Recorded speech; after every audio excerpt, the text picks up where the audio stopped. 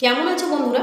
ছোটদের পুরাণ কথা চ্যানেলে সকলকে স্বাগত। বন্ধুরা, আগের ভিডিওতে আমি বলেছিলাম যে কুন্তী বুশিতাশ্ব রাজার উদাহরণ দিয়েছিলেন পাণ্ডুকে, যে তিনি অন্য পুরুষের কাছে যেতে পারবেন না। তখন পাণ্ডু উদ্দালক পুত্র শ্বেতকেতুর কথা বলেছিলেন। শ্বেতকেতু বলেছিলেন যে স্বামী যদি আদেশ দেয় তাহলে স্ত্রী অন্য পুরুষের কাছ থেকে সন্তান গ্রহণ করতে পারে। শ্বেতকেতুর এই কথা শুনে কুন্তী পাণ্ডুর কথায় রাজি হলেন।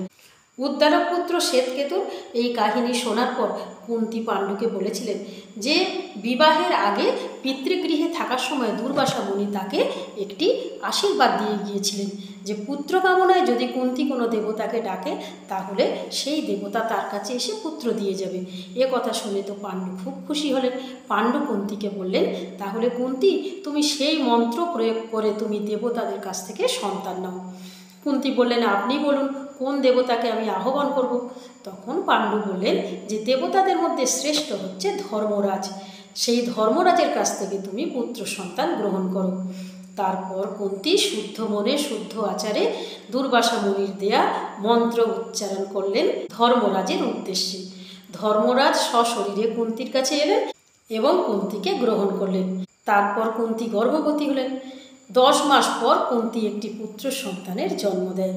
সেই পুত্রটি জন্মের পর পাণ্ডু আকাশবাণী শোনে যে দেবতারা বলছেন এই সন্তানটি হবে জ্ঞানে গুণে ধর্মে ন্যায়শীল, ইনিই হবে পৃথিবীর সেরা সৎ ব্যক্তি।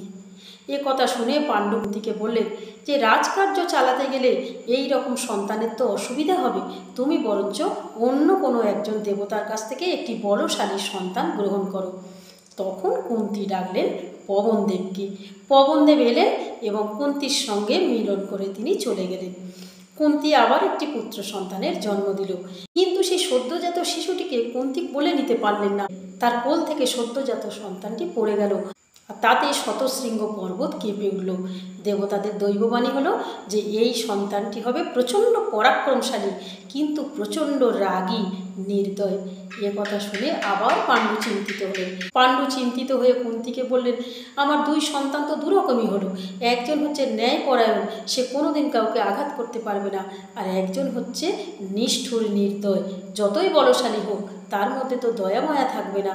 তাহলে কুন্তী, তুমি এমন একজন দেবতাকে ডাকো যিনি তোমাকে সর্বগুণান্বিত একটি পুত্র সন্তান উপহার দেবে। বন্ধুরা, আজকের এই পর্যন্ত, পরের দিন বলবো এর পরের অংশ। আর আজকের কাহিনী কেমন লাগলো তোমরা লাইক কমেন্টস করে দিও। নিয়মিত আমার কাহিনী শোনার জন্য বন্ধুরা আমার চ্যানেলটিকে ফলো করে রেখো।